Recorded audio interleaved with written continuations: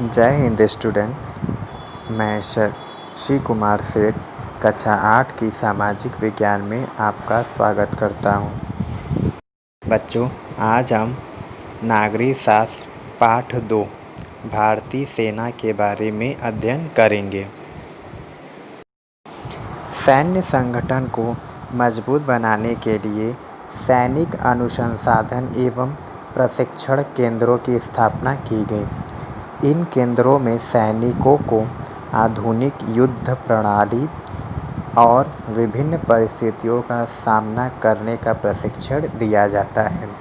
जैसे यदि हमारे देश पर कोई भी आतंकी आक्रमण करते हैं तो हम अपने देश के सीमा से किस तरह से सुरक्षा कर पाएंगे, इस तरह के प्रशिक्षण इन्हें दिए जाते हैं।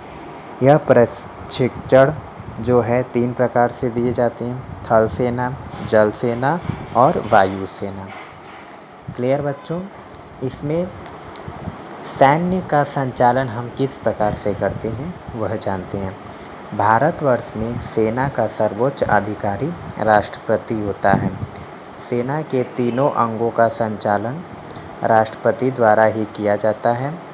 भारतीय संसद द्वारा इस कार्य के लिए रक्षा मंत्री की नियुक्ति की जाती है और संपूर्ण सेना को व्यवस्थित रखने एवं देश की सुरक्षा का दायित्व संसद का ही होता है।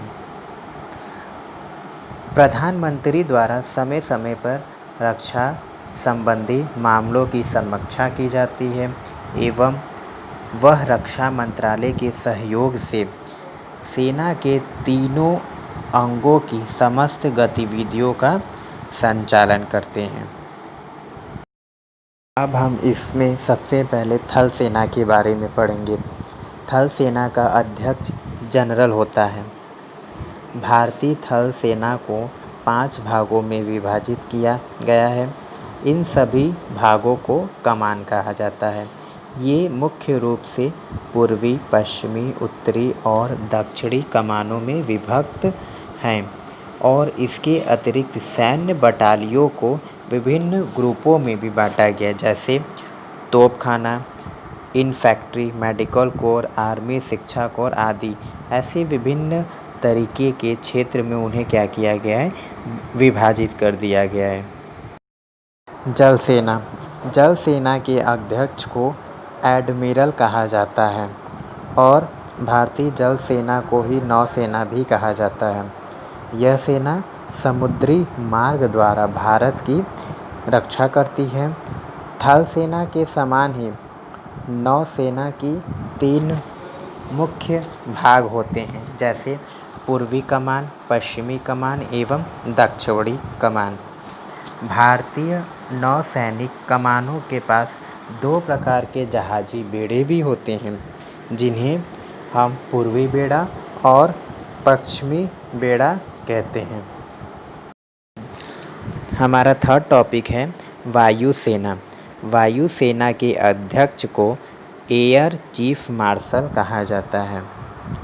वायु सेना की 2 प्रमुख कमान होती हैं, जिनको पूर्वी वायु कमान एवं पश्चिमी वायु कमान के नाम से जाना जाता है।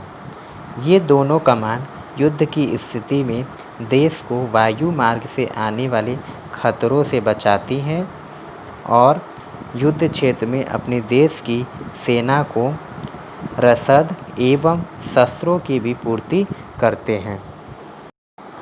भारत की तीनों सेनाओं का प्रधान मुख्यालय राजधानी दिल्ली में स्थित है। देश के प्रति हमारा कर्तव्य। बच्चों, जब भी कोई घटना घटित हो जाती है तब हम सबसे पहले सरकार या प्रशासन पर आरोप लगा देते हैं, अपितु यह बिल्कुल गलत है, क्योंकि हमारी भी तो देश के प्रति कोई जिम्मेदारी है। यदि हमें कोई भी संदिग्ध वस्तु दिखती है तो हमें क्या करना चाहिए? सबसे पहले किसी अधिकारी को सूचित करनी चाहिए, या रोड पे कोई व्यक्ति घायल मिलता है तो हमें उसे अस्पताल ले जाना चाहिए, क्योंकि देश पे के लिए बहुत ऐसे सैनिक हैं जो कि अपने जान की परवाह न करते हुए दिन रात हमारे लिए वो सीमा पर तैनात रहते हैं। इसलिए देश की एकता एवं अखंडता की रक्षा करना प्रत्येक नागरिक का नैतिक कर्तव्य है। संविधान का सम्मान करते हुए हमें सभी कार्य करने चाहिए। धन्यवाद बच्चों।